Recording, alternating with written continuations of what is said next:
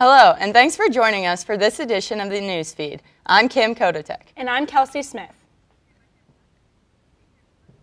Every year on April 16th, Virginia Tech honors and commemorates the 32 fallen Hokies who tragically died in 2007 through various events held on campus.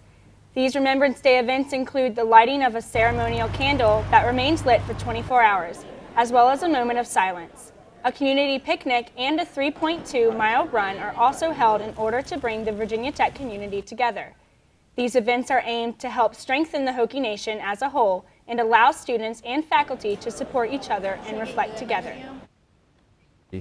This Hokie Nation of community probably would have had a far more difficult time in terms of prevailing, to steal Nikki Giovanni's word. That strong sense of community helped us to prevail. These events have changed slightly over the past 8 years as Virginia Tech adjusts Remembrance Day to the needs of the student body. This year at the community picnic, students decided to sign orange and maroon patches that will be sewn into a tapestry for the upcoming 10-year anniversary in 2017. There was an additional display entitled Creating to Heal, which displayed quilts and recordings in the memory of the survivors. As thousands of people continue to attend the Remembrance Day events, the 32 fallen Hokies will always be remembered honorably and seen as a symbol of motivation for others to live life to the fullest. While most people use the Day of Remembrance to reflect on the 32 Hokies who lost their lives, Newsfeed reporter Pierce Sprague focuses on the life of someone who survived the attacks. 8 years after the darkest day in Hokie history, the survivors of the tragic events of April 16, 2007 are still looking for a way to move on to a sense of normalcy. I had the opportunity to speak with Kevin Stern, a victim of the shootings, who lived to tell his story. Kevin Stern remembers the day starting out like any other Monday. It was colder that morning for a mid-April morning. It was pretty chilly, and and that's kind of the whole story. Is there wasn't any kind of alertness. I guess it was more quiet. But it was like a morning. A senior double majoring in engineering and communication, Stern was attending a German class to fulfill his foreign language requirements before graduation. That day, though, there was something different about his class in Norris Hall. And at the time, Burris was being worked on, and so if there's like anything going, like construction, if you're anywhere near it in class, like you have just random noises, banging and stuff. And so towards the end of class, that was what we started hearing some like really loud. It wasn't like out the window loud, it was like in the building, like this loud banging. To this day, Stern doesn't like to talk about what happened in that classroom. It's a memory he says is hazy, but one he doesn't try to dig back up. The immediate aftermath, though, is a sequence of events he will never forget. I was shot twice, both in my right leg. I had a ton of blood loss, basically. So first responders putting an actual tourniquet, and then it's, being carried out by arms and legs outside. They had to cut my pants off of me. And so going outside, being kind of, wet from blood and stuff, but then doing that without any pants, and then like it being, 40 degrees out was one of those things I'll remember, and like it just being like really cold, whatnot. The scene he describes became one of the most visible depictions of the tragedy. Roanoke Times photographer Alan Kim captured the moment on camera in an image that headlined newspapers around the world. I guess is kind of my thoughts that they were determined. You can see they're like really struggling to like get me down the hill, but just as well like a determination to actually like hold on and like carry me down, kind of thing. Stern now works at Virginia Tech's Corporate Research Center on an international project known as SuperDARN, which utilizes high-frequency radars to observe the upper ranges of the Earth's atmosphere. With his engineering background, Stern is tasked with ensuring the radars remain operational. As such, he is one of the few victims of April 16th that have stayed in the Blacksburg area. Stern still occasionally talks with some of the other survivors of the tragedy. He says that while it helps to talk to people who shared the experience, there's a defining mentality among them. While April 16th is like a big part of our life, we don't want that to be what we're known for.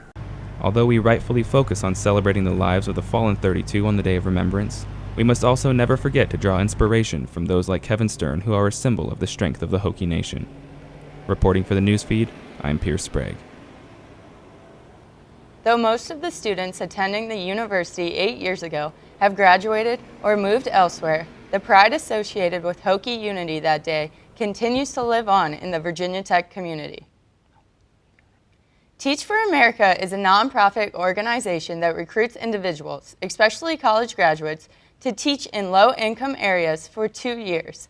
Since application rates have recently declined, the organization has increased the number of student interns on college campuses.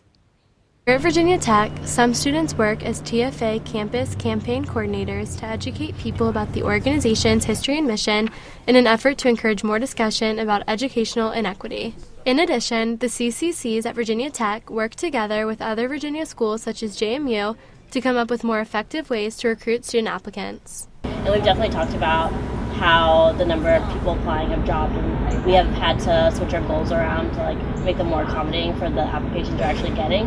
And I think that has to do a lot with just how people perceive teaching. So just showing that there is a need, and that if you do not do this, there's children that are being affected by it. Juniors and seniors spend a significant amount of time searching for jobs and filling out applications.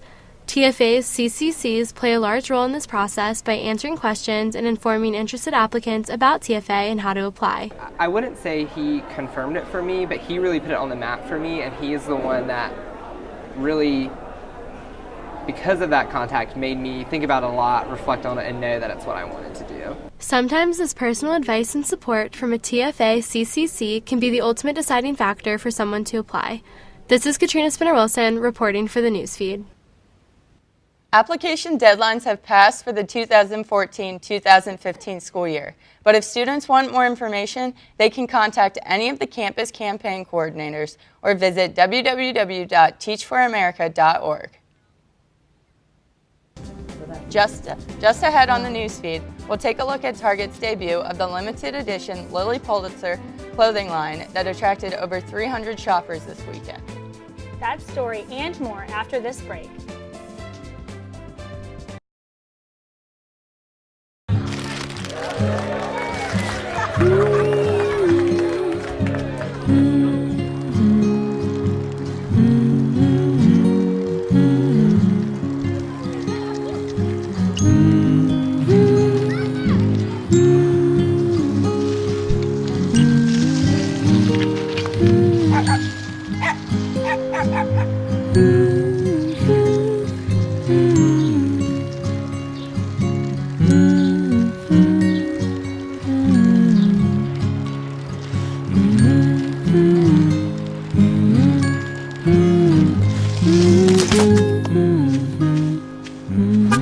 Of all the things you've done with your bike, donating it to Goodwill may be the most incredible of all. Your donations help fund job placement and training for people in your community, which means your stuff can be more powerful than you think. Donate stuff, create jobs.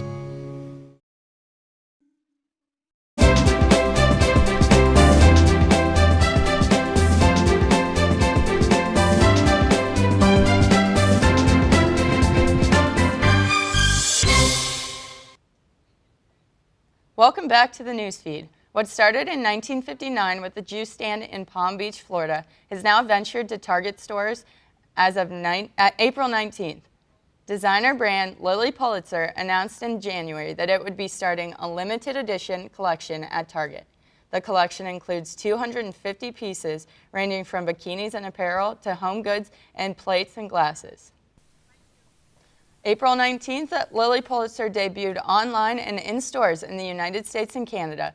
With only 15 prints coming out in Target, Lilly Pulitzer will still have all styles available on their website to continue the legacy that Lillian Pulitzer left behind. Over 300 people arrived early outside of the Christiansburg Target, and within the first hour that Target was open, everything was sold out.